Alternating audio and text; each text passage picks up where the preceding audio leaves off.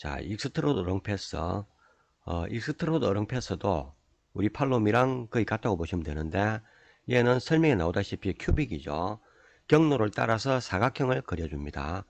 경로의 형태는 지금처럼 각져 있는 형태, 아니면 원이나 아크도 상관이 없습니다. 자, 제가 말을 많이 하다 보니까 지금 영어 발음이 잘 안 되는데, 그런 점은 좀 양해를 부탁드리겠습니다. 자, 얘도 다른 것과 마찬가지로 경로를 먼저 선택을 해야 되겠죠. 자, 전체를 선택을 하시고 클릭을 합니다. 옵션 창이 뜨죠. 얼라이먼트 부분은 보시면은 엣지가 있고, 그리고 센트럴 플랜이 있고, 센트로이드, 센트럴 사이드가 있습니다. 엣지부터 설명을 드리죠. 자, 아래쪽에 보면은 길이와 폭을 입력하게 되어 있는데, 그려질 사각형의 크기를 이야기를 합니다. OK를 눌러보죠. 자, 또 물어봅니다. This end라고 뜨는데, 지금 잘 보시면은 이 사각형이 경로보다 오른쪽에, 바깥쪽에 위치하고 있죠. 자, 이 상태에서 얘를 클릭을 하면은 바깥쪽으로 그려줄 겁니다. 아니오라고 클릭을 하면은 이 경로의 안쪽으로 그려줍니다. 일단 얘를 해보죠. 자, 또 물어봅니다. This side 이렇게 나오는데, 자, 이 상태에서 얘를 하게 되면은 지금은 경로보다 뒤쪽에 위치하고 있죠. 뒤쪽으로 그려주고요. 아니오라고 하면은 경로보다 앞쪽으로 그려줍니다. 즉, 경로의 바깥쪽, 안쪽, 그리고 뒤쪽, 앞쪽을 선택할 수 있도록 되어 있습니다. 자, 얘를 해보죠. 지금 보시는 것처럼 경로보다 뒤쪽으로, 그리고 경로의 바깥으로 이렇게 작업이 되었죠. 자, 다시 작업전으로 돌아가겠습니다. 자, 또 선택을 하시고, 자, 이번에는 아니오라고 해보죠. 그러면 안쪽으로 제가 그려진다고 말씀드렸죠. 자, 안쪽으로 바뀌었죠. 그리고 자, 이번에는 뒤쪽인데 역시 아니오로 해보죠. 자, 그러면은 앞쪽으로 그려질 겁니다. 자, 경로가 여기 있죠. 파란색으로. 그리고 앞쪽으로 그려진 걸 볼 수가 있겠죠.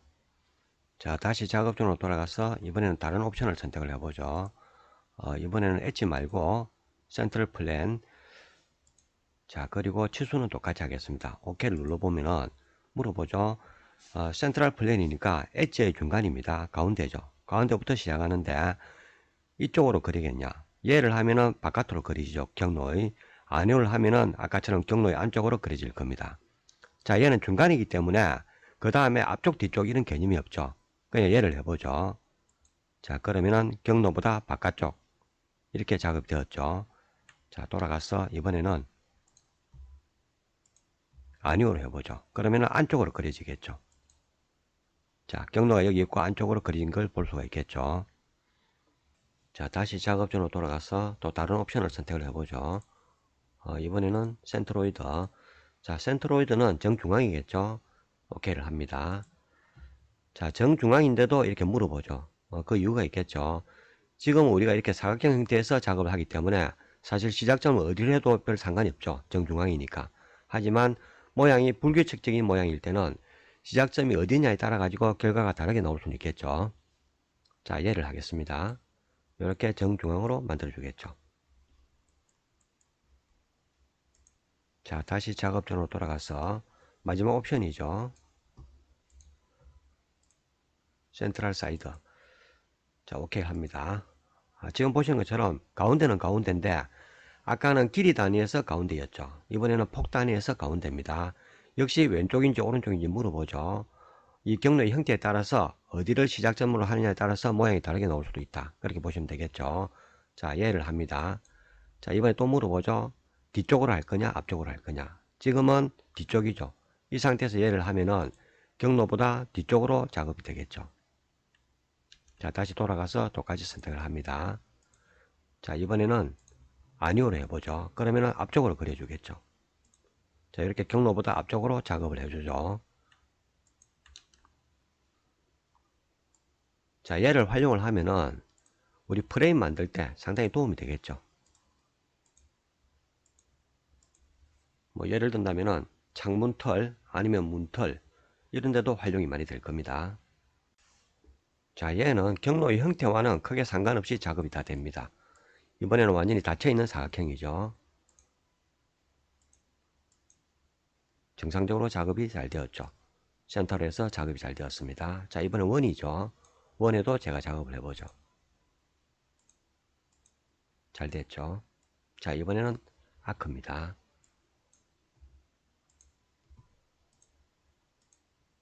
잘 됐죠. 자, 익스트루드 어롱 패스는 이 정도면은 설명을 다 드린 것 같습니다. 그 다음에 있는 파이프 어롱 패스. 자, 얘도 사실 익스트루드 어롱 패스랑 비슷하죠. 대신에 파이프를 그려준다. 이렇게 보시면 되겠죠.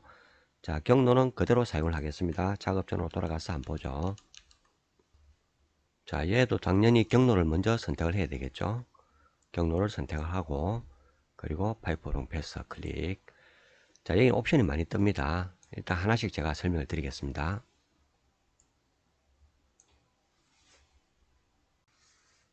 자, 아웃사이드 다이어미터는 파이프의 외경이죠. 외경.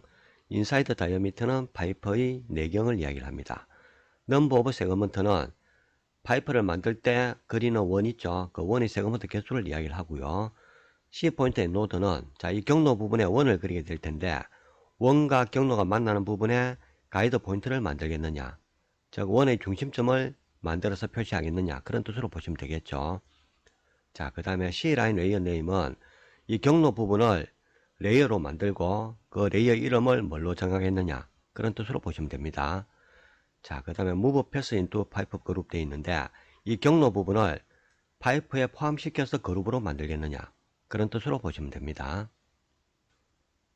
자, 옵션을 좀 조정해서 만들어 보죠. 일단 외경이 20mm면 너무 작으니까 한 200mm 정도 할까요? 그리고 내경은 제로로 하겠습니다. 이렇게 하면은 통파이프가 되는 거죠. 꽉 막혀 있는 통파이프가 될 겁니다. 자, 세그먼트 개수는 48개로 하겠습니다. 그리고 자, 이분 가이드 포인트는 yes로 하죠. 레이어 이름은 그대로 놔두겠습니다. 자, 그룹에 포함시키겠습니다. 이렇게 하고 만들어 보겠습니다. 만들어졌죠? 자, 돌려보시면은 여기에 가이드가 만들어진 걸 볼 수가 있겠죠. 자, 레이어 부분도 한번 볼까요? 레이어 부분 보시면은 지금 경로 부분이 레이어에 이렇게 이런 이름으로 등재가 되어 있죠. 자, 엑스레이로 한번 보겠습니다. 엑스레이 보시면은 중간에 경로가 보이는데 이 눈을 끄게 되면은 안 보이죠.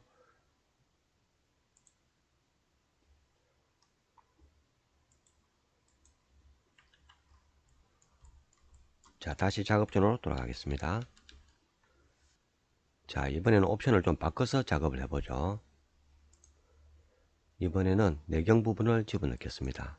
자, 내경을 한 180 정도로 해보겠습니다. 이렇게 하고, 자, 이번에는 얘는 표시는 하지 말고, 그리고 그룹에 포함을 안 시키겠습니다.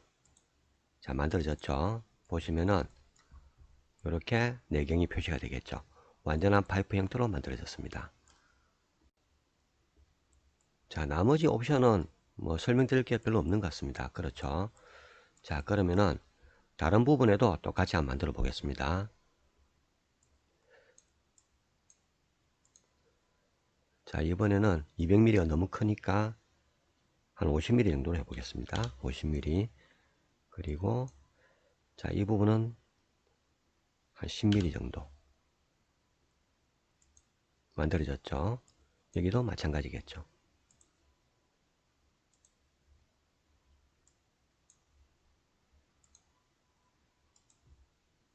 자, 이렇게 작업이 다 됐죠. 자, 엑스레이로 한번 보겠습니다. 엑스레이로 보시면은 이 속에 이런 식으로 내부가 비어 있는 걸 볼 수가 있겠죠. 자, 이 기능을 이용을 하면은 아주 다양한 형태의 파이프라인을 만들 수가 있겠죠. 자, 파이프 롱 패스는 여기까지 설명을 드리고요. 그 다음에 라인 투 튜버, 이 부분을 설명드리도록 하겠습니다. 자, 그림을 다시 몇 개 준비를 했습니다. 일단 라인 투 튜브라는 게 라인을 가지고 튜브를 만드는 작업을 합니다. 자, 같은 그림이 몇 개씩 보이죠. 자, 이 부분은 엣지, 그리고 아크, 또 엣지, 이렇게 나눠져 있죠. 자, 그런데 여기를 보시면은 하나의 컵으로 되어 있습니다. 자, 먼저 작업할 대상을 드래그해서 선택을 하시고 아이콘을 클릭을 합니다. 옵션이 몇 개 보이죠. 자, 옵션부터 설명을 드리겠습니다. 자, 제일 위에 있는 팔로미온 커버, 이 부분은 커버일 경우에 팔로미 처리를 하겠느냐, 이런 뜻으로 보시면 되고요. 크리에이트 그룹이라고 되어 있죠. 자, 그룹으로 만들겠느냐. 그리고 아래쪽에 each 튜브 is 그룹이라고 되어 있죠. 이 부분은 조금 이따가 설명을 따로 드리겠습니다. 자, 매트리얼 부분은 열어보면은 몇 가지 예시가 있죠. 작업한 튜브에 재질을 입히는 기능을 합니다. 자, 물론 크게 의미는 없죠. 재질 부분은 우리가 따로 작업을 할 수가 있겠죠. 다이아미터는 이 튜브의 직경을 이야기를 합니다. 자, 그리고 프리시즌은 정밀도인데 지금 10이라고 되어 있죠. 튜브를 만들기 위해서는 원이 필요하죠. 그 원의 사이드 개수를 이야기한다고 보시면 됩니다. 세그먼트 개수죠. 자, 일단 옵션은 디폴트 상태로 놔두고 OK를 눌러보죠. 자, 이런 형태로 만들어졌죠. 자, 이번에는 다시 선택을 해서 팔로미온 커버 이 부분만 예스로 하고 작업을 해보죠. 자, 예스로 했습니다. 오케이. 자, 이런 형태로 만들어졌죠. 자, 작업 결과를 보면은 서로 다르죠. 이 부분은 제가 아크로 만들었었죠. 아크도 커버입니다. 그런데 이 부분은 제가 팔로미를 노로 하고 여기는 예스로 했죠. 자, 팔로미를 노로 하다 보니까 아크의 각 세그먼트마다 튜브 처리가 돼서 이렇게 보이는 겁니다. 여기는 예스로 했기 때문에 팔로미가 한꺼번에 처리가 되는 거죠. 자, 이번에는 옆에 있는 이 부분으로 작업을 해보죠. 자, 여기는 전체가 하나의 커브로 되어 있습니다. 여기도 마찬가지죠. 일단 속성을 보면은 자, 이 부분은 세그먼트가 27개죠. 커브이긴 하지만은 세그먼트가 27개입니다. 여기도 마찬가지겠죠. 27개입니다. 자, 선택을 하고 작업을 해보죠. 팔로미를 노로 하고 작업을 하겠습니다. 자, 이렇게 작업이 됐죠. 자, 이 부분도 작업을 하겠습니다. 이번에는 예스로 하고 작업을 하죠. 자, 경고문구가 나왔죠. 경고문구가 나오는 거 보니까 이 부분은 실제로 팔로미로 처리를 하는 것 같습니다. 자, 이 부분은 세그먼트가 27개였죠. 그런데 여기 작업할 때는 팔로미온 커브를 노로 하고 작업을 했습니다. 그래서 세그먼트가 27개인데 그 27개를 전부 다 튜브로 만들기 때문에 이런 형태로 나오겠죠. 자, 여기는 예스로 했기 때문에 하나의 튜브로 만들어진 거죠. 자, 그리고 조금 전에 이 부분 작업을 할 때 경고문구가 잠시 나왔었죠. 보통 우리가 팔로미로 작업하다 보면은 그런 경고문구가 나올 경우가 가끔 있습니다. 경고문구가 나오더라도 작업은 바로 처리가 되죠. 자, 대부분 이런 경고문구는 팔로미로 돌릴 단면이 경로의 안쪽으로 들어가 있을 때 그런 현상이 생길 수가 있습니다. 그럴 경우에는 안쪽과 바깥쪽을 동시에 팔로미 처리를 해야 되겠죠. 자, 그런 현상이라고 보시면 됩니다. 자, 그 부분을 잠시 설명드릴까요? 그러면은 자, 라인 툴을 이용해서 라인 하나 긋고 자, 원을 그렸습니다. 보통 우리가 팔로미 처리를 할 때 단면이 경로의 끝부분에 이렇게 위치하고 작업을 하겠죠. 자, 경로를 선택을 하고 팔로미 단면 잘 되죠. 자, 이번에는 이 단면을 경로의 안쪽으로 조금 옮기겠습니다. 이렇게. 그리고 경로를 선택을 합니다. 경로는 선택이 다 되었죠. 자, 팔로미 처리를 합니다. 이렇게 경고문구가 뜨죠. 경고문구가 떴지만은 결국 경로까지는 팔로미가 다 처리된 거죠. 자, 이 중간에서 이쪽으로도 팔로미 처리를 하고 이쪽으로도 처리를 한 거죠. 그런 현상이라고 보시면 됩니다. 자, 계속해서 다른 옵션에 대해서 설명을 드리겠습니다.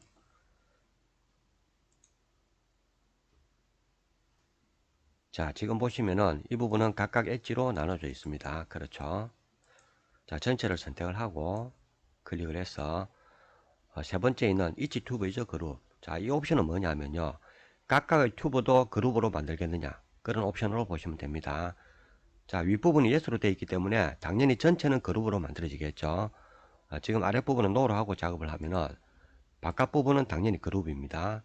자, 안으로 들어갔을 때 이 부분은 그룹이 아니죠. 그래서 만약 이 부분 우리가 편집을 한다면은 이 도형이 서로 붙어 있기 때문에 편집이 쉽지가 않겠죠. 자, 다시 작업장 돌아가서 자, 이번에는 이 부분을 예스로 하고 작업을 해보죠. 바깥쪽은 그룹인데 안쪽에 있는 이것도 각각 세그먼트별로 그룹으로 되어 있습니다. 자, 이런 상태라면은 이 부분만 따로 편집을 할 수가 있겠죠. 예를 들면은 푸시블로 더 뽑아낸다든지 이런 식으로 작업이 가능할 겁니다. 그런데 아까처럼 그룹이 아니라면은 서로 붙어 있기 때문에 그렇게 편집하기 어렵겠죠. 자, 이 부분은 전체가 커브입니다. 하나의 커브죠. 자, 이것도 똑같은 방식으로 작업을 해보죠. 두 개 다 예스입니다. 사실 이거는 크게 의미는 없겠죠. 이거는 그냥 그룹이 두 개 생기는 겁니다. 바깥쪽 그룹이죠. 안으로 들어가도 이것도 다시 전체가 그룹이죠. 그래서 이 부분은 크게 의미는 없습니다. 자, 그 다음에 옆에 이 그림들은 전체가 하나의 커브일 때, 그리고 아닐 때 비교하기 위해서 만드는 건데, 뭐 크게 의미는 없겠죠. 앞에서 다 했습니다. 자, 이 부분은 그냥 제가 작업을 해보죠. 자, 이런 모양이 될 거고.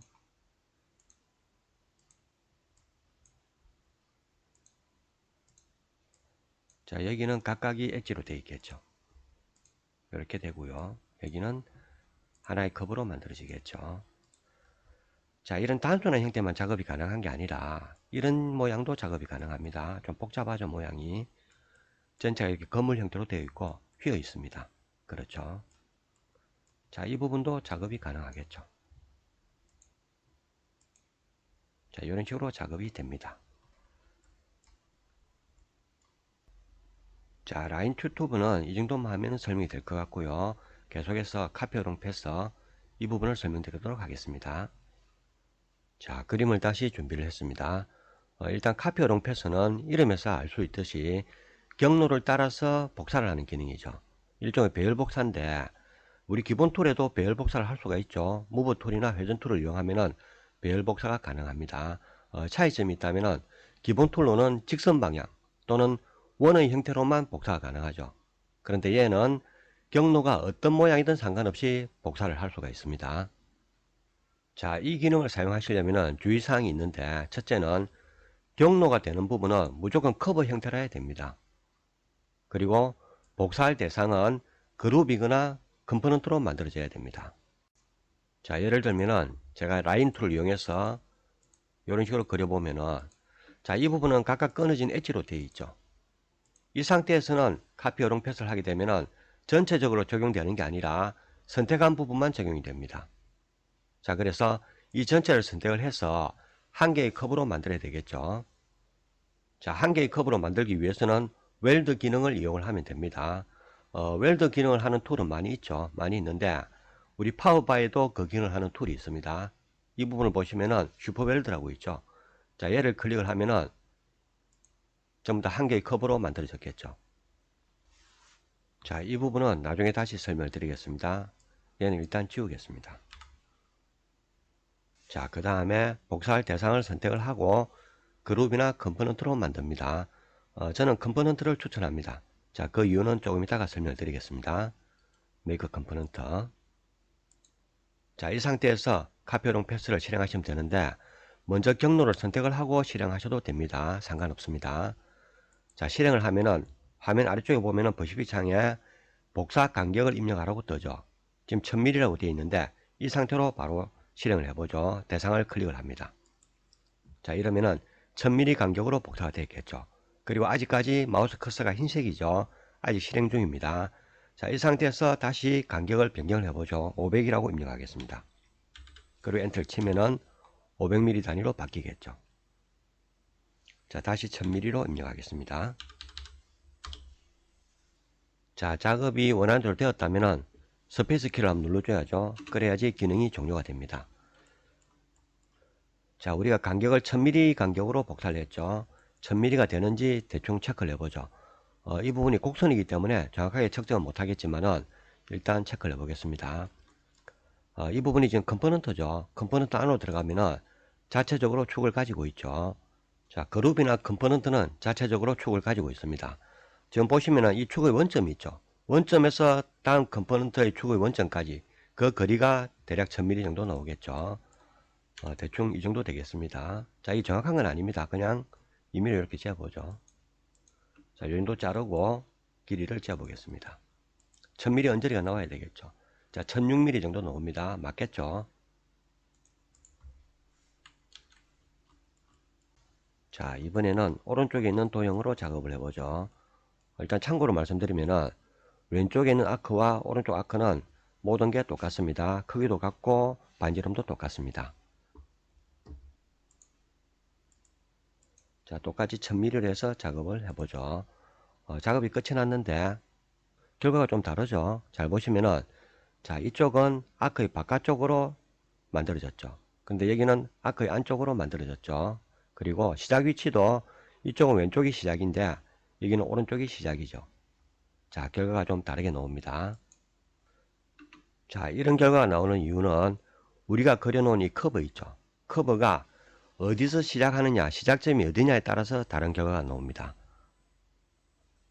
자, 우리가 라인을 그리든 또는 커브를 그리든 시작과 끝이 있죠. 예를 들면 제가 라인 툴을 이용해서 자, 여기를 찍고 오른쪽으로 그렸습니다. 그러면은 여기가 스타트가 되고 여기가 엔드가 되는 거죠. 자, 반대로 똑같이 라인 툴로 그리는데 이번에는 오른쪽에서 왼쪽으로 그립니다. 그러면은 여기가 스타트고 여기가 엔드가 되겠죠. 자, 이 두 개를 가지고 제가 작업을 해보죠. 자, 여기가 스타트였죠.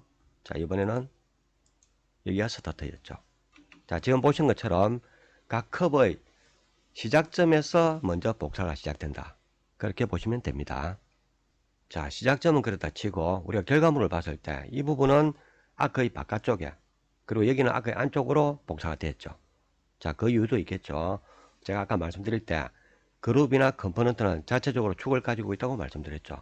그리고 복사를 할 때 그 축의 원점이 결국은 경로를 따라서 복사가 됩니다. 자, 확인해 보죠. 이 부분은 원점이 여기에 있죠. 그래서 이 경로를 따라서 복사가 되고, 자, 이 부분은 확인해 보면은 역시 원점이 여기에 있겠죠. 자, 여기에 있습니다. 그래서 이 경로를 따라서 복사가 되는 거죠. 이해되시죠? 자, 이렇게 작업이 끝이 났는데 결과가 별로 마음에 안 든다. 그럴 수도 있겠죠. 예를 들면은 이 위치가 경로의 딱 중간에 위치했으면 좋겠다. 그럴 수도 있을 겁니다. 자, 그럴 때는 얘가 컴포넌트니까 컴포넌트 안으로 들어갑니다. 더블 클릭해서 그리고 전체를 선택을 하시고 무브 툴로 옮기면 되겠죠. 자, 미드 포인트 잡고 축 고정해서 스냅을 줍니다. 이렇게 하면은 위치가 가운데로 딱 오게 되겠죠. 자, 물론 컴포넌트이기 때문에 변형도 가능하죠. 예를 들면은 자, 이 부분에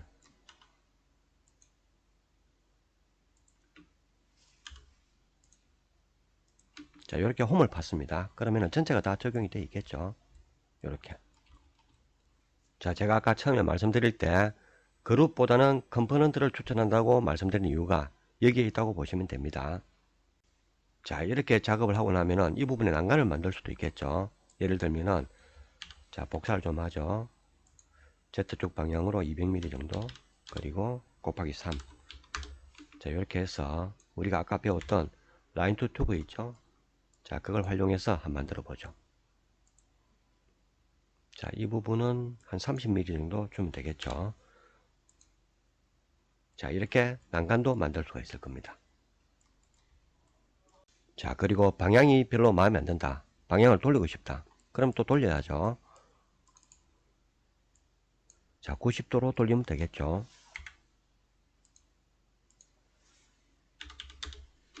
이렇게 하면은 방향도 조정이 가능하겠죠. 자, 지금까지 커브의 시작점이 어디냐에 따라서 복사되는 시작점이 달라진다는 걸 보여드렸죠. 그리고 우리가 컴포넌트로 작업을 한다면은 그럴 경우에 간단하게 조정이 되는 것도 보여드렸습니다. 자, 그런데 우리가 작업을 하면서 항상 컴포넌트로만 작업할 수 있는 것도 아니고 또 커브를 그리면서 이런 경우를 염두에 두고 시작점을 어떻게 잡을 것인지 생각을 하고 작업하는 것도 아니죠. 자, 그래서 이미 만들어진 커브의 시작점을 변경하는 방법도 필요하겠죠. 그 방법을 설명을 드리겠습니다. 자, 이 작업을 하려면 별도의 루비가 또 필요합니다. 아마 제가 예전에 사용하는 거 보셨을 겁니다.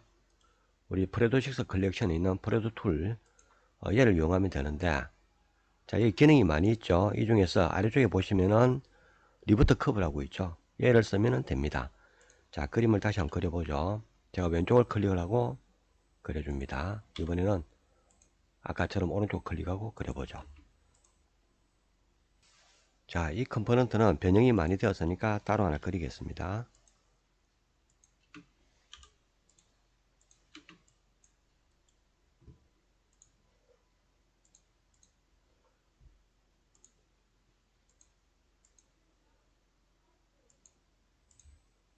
자, 지금 보시는 것처럼 왼쪽으로 그린 거는 여기가 시작점, 오른쪽에서 그린 거는 여기가 시작점이 되겠죠. 자, 다시 작업전으로 돌아가겠습니다. 그리고 이 커브를 선택을 하고 리버트 커버 클릭을 한번 합니다. 그러면 시작 위치가 바뀌었겠죠. 자, 지금 보시는 것처럼 시작 위치가 바뀌어서 작업되는 걸 볼 수가 있겠죠. 자, 프레드 툴에도 기능이 상당히 많죠. 커브 쉐어는 제가 예전에 한번 설명드렸죠. 우리 경사로 만들 때. 자, 그리고 나머지 부분들은 기회가 되면은 제가 처음부터 다시 한번 더 설명드리도록 하겠습니다. 자, 카피 오롱 패스는 이런 단순한 형태의 경로뿐만 아니라 좀 복잡한 형태도 작업이 가능하겠죠. 예를 들면은 자, 제가 그림을 따로 그려 놓았는데 이쪽은 그냥 평면에 그렸고요. 이쪽은 살짝 들려 있죠. 경사가 있습니다. 그리고 모양은 이런 식으로 생겼죠. 자, 이 부분에도 적용을 해보죠. 자, 이렇게 작업이 되겠죠. 자, 이런 식으로 작업이 잘 됩니다. 자, 카피 어롱 패스와 비슷한 역할을 하는 게 또 있는데 그 부분은 지금 여기에 표시가 안 되어 있죠. 숨겨져 있는데 디폴트에는 표시가 안 되어 있습니다. 자, 그 부분도 가져와서 같이 비교를 한번 해보죠. 자, 이쪽에 보시면은 카피 어롱 패스 외에 아래쪽에 보면은 카피 콤프 패스라고 있죠. 자, 이 부분 꺼져 있죠. 켜놓고 스케치업을 다시 실행해서 불러와 놓고 계속 설명을 드리죠. 자, 스케치업을 다시 실행을 했습니다. 보시는 것처럼 조금 전에 우리가 체크했던 게 여기에 나타나죠. 자, 얘는 카피 어롱 패스와 기능이 비슷한데 차이점이 있다면은 얘는 컴포넌트에 대해서만 작업이 가능합니다. 자, 그리고 작업 결과도 조금 다르게 나타납니다. 자, 이 부분은 그림을 따로 하나 그리죠. 그냥 경로를 단순하게 만들겠습니다.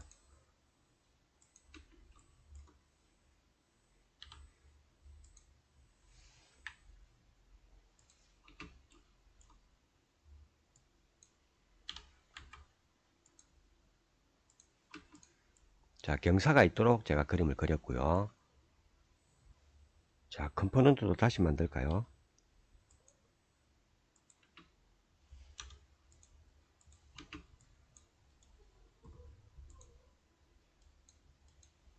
자, 같은 그림을 두 개를 준비를 했죠.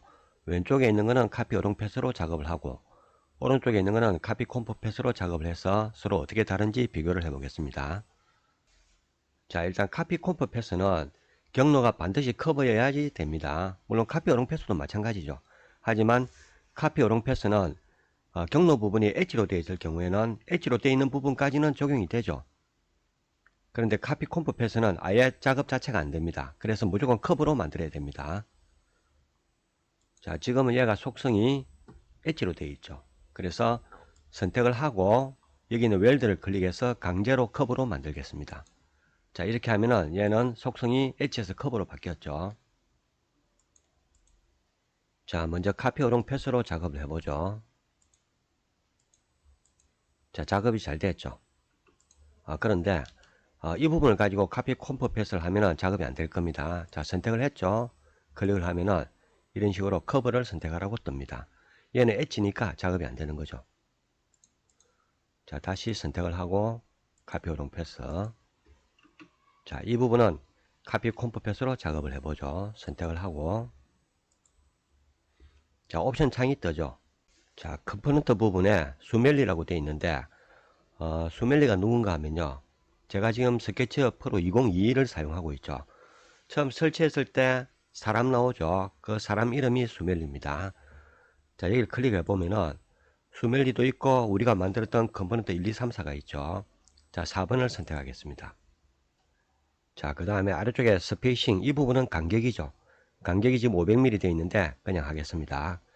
그리고 센터는 NO라고 되어 있죠. 자, 이 부분을 클릭을 해보면은 yes가 있고 no가 있는데 센터라는 게 좌우 센터가 아니고요, 상하 센터를 이야기를 합니다. 일단 no로 하고 작업을 해보죠. 자, 이렇게 작업이 됐죠. 자, 작업 결과에 차이점이 느껴지죠.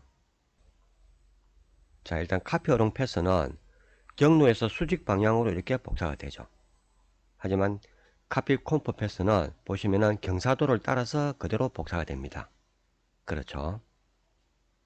자, 그 다음 또 다른 차이점은 간격인데, 얘는 아까 제가 2000mm로 했죠. 그래서 간격을 재어보면 여기서 여기까지가 2000mm가 나오죠. 자, 근데 얘는 제가 500mm로 했습니다. 그 500mm가 각 개체 간의 사이를 이야기를 합니다. 그래서 여기서부터 여기까지가 500mm라는 거죠. 자, 여기서부터 여기까지가 500mm가 아니라 이 간격이 500mm라는 거라고 보시면 됩니다. 그래서 아까 옵션도 스페이싱이죠. 간격이죠. 자, 그 다음 또 한 가지 차이점은 얘는 기본적으로 좌우는 센터로 작업을 합니다. 이렇게 가운데에 맞춰져 있죠.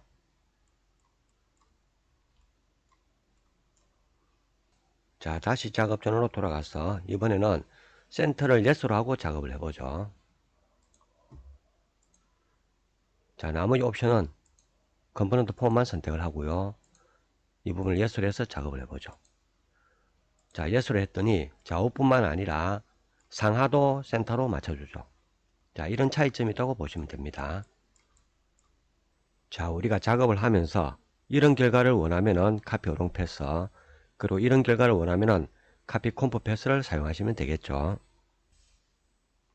자, 카피 오롱 패스와 카피 콤프 패스는 여기까지 설명드리는 걸로 하고요. 계속해서 다음 기능에 대해서 설명드리도록 하겠습니다. 자, 이 부분은 정렬하는 기능입니다. 이 부분도 그림을 따로 그려놓고 설명을 드리죠. 자, 이 세 개의 아이콘은 도형을 정렬하는 기능을 가지고 있습니다. 빨간색은 X축, 그리고 Y축, Z축이 되겠죠. 지금 화면을 보시면은 도형이 상당히 어지럽게 흩어져 있죠. 자, 먼저 X축 기준부터 작업을 해보죠. 작업 대상을 다 선택을 합니다. 그리고 클릭. 자, 정렬이 되었죠. 탑으로 한번 보겠습니다. 자, 탑으로 보시면은 모든 도형들이 X 좌표 값이 다 똑같게 변경이 되었죠. 그래서 이렇게 일렬로 정렬이 되었습니다. 자, 작업전으로 돌아가서 정렬 기준을 확인해 보겠습니다. 이 부분이 제일 왼쪽, 그리고 이 부분이 오른쪽 끝이겠죠.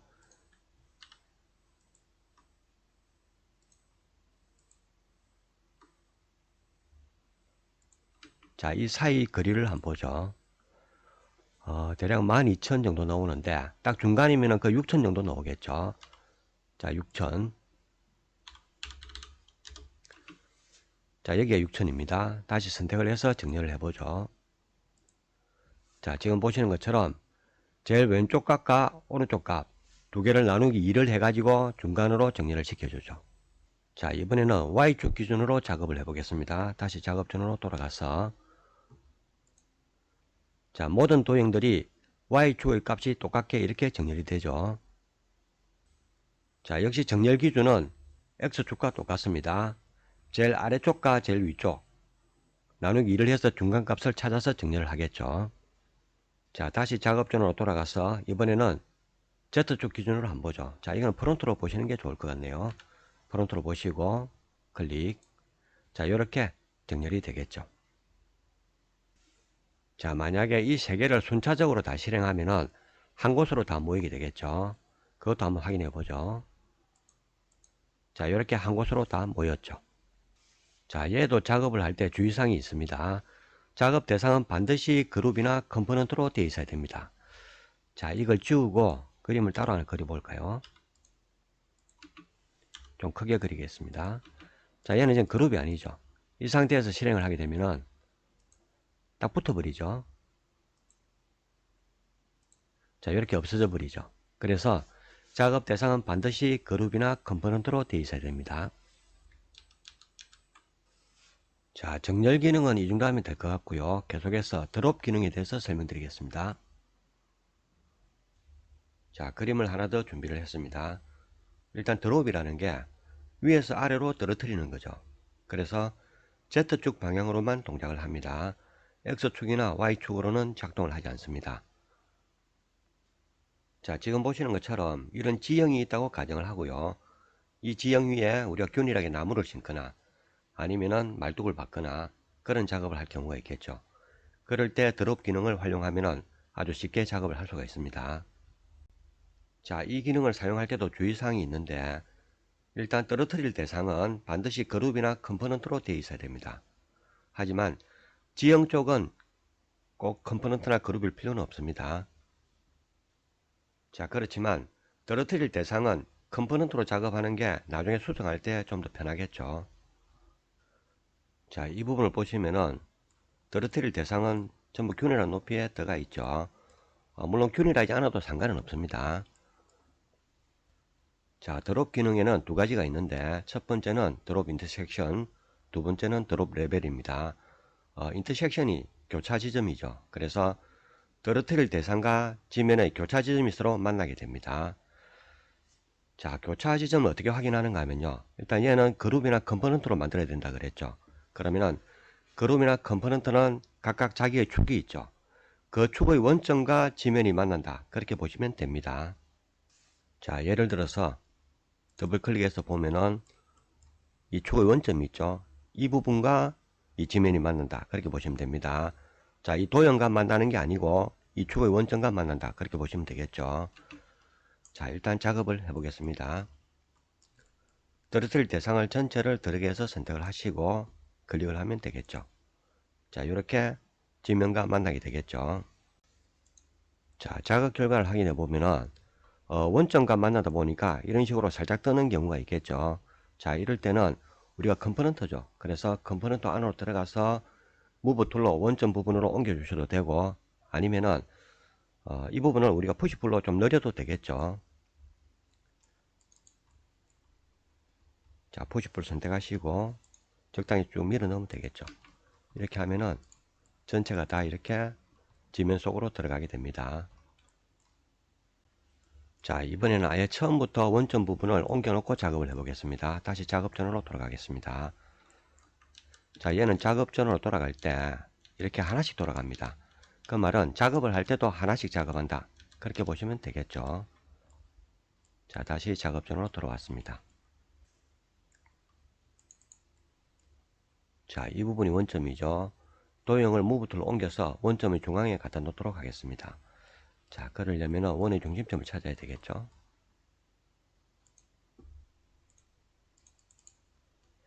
자, 이게 스냅이 잘 잡힐지 모르겠는데 해보죠. 자, 이렇게 하면은 이 도형의 중심에 원점이 와가 있죠.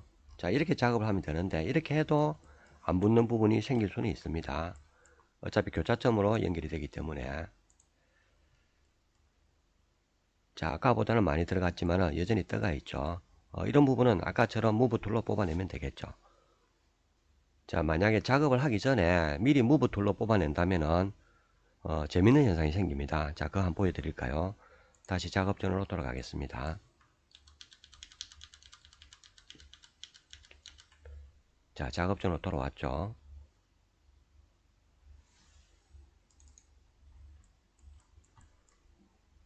자, 이 상태에서 무브 툴로 미리 이렇게 뽑아 놓죠. 자, 이렇게 작업을 하면은 원점은 이 속에 들어가 있는 거죠.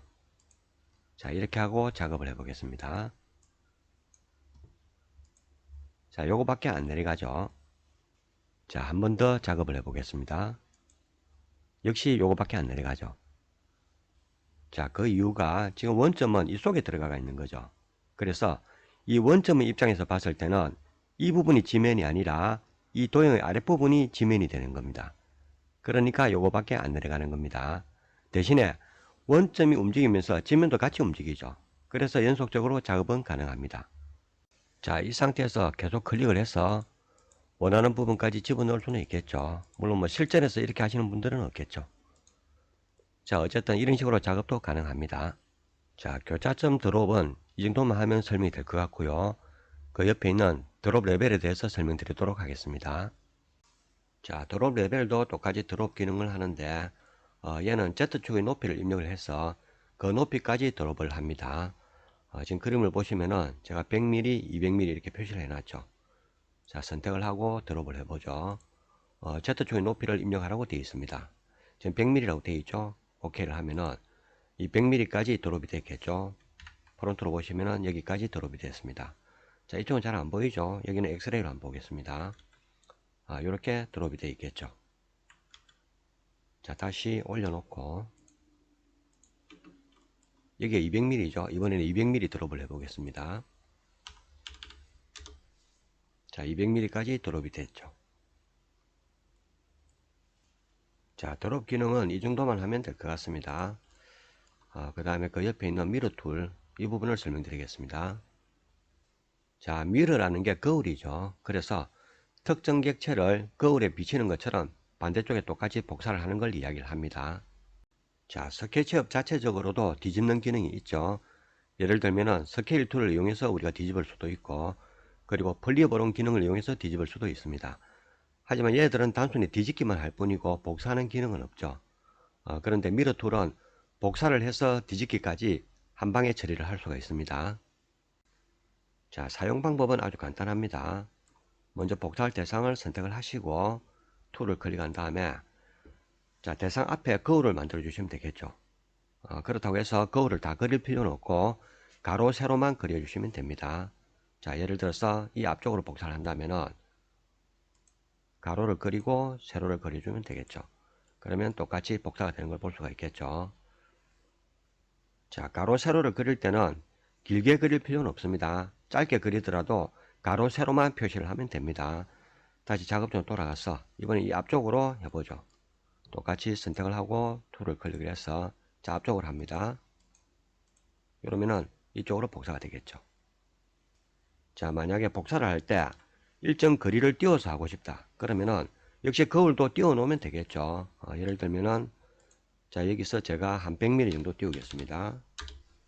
이 부분에 거울을 그리면은 대상은 100mm 앞쪽에 다시 만들어지겠죠. 자, 선택을 하고 여기서 제가 가로 세로를 그려보죠.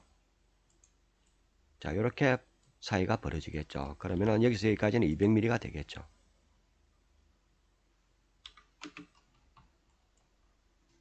자, 이번에는 앞쪽이 아니라 위쪽으로 복사를 해보죠.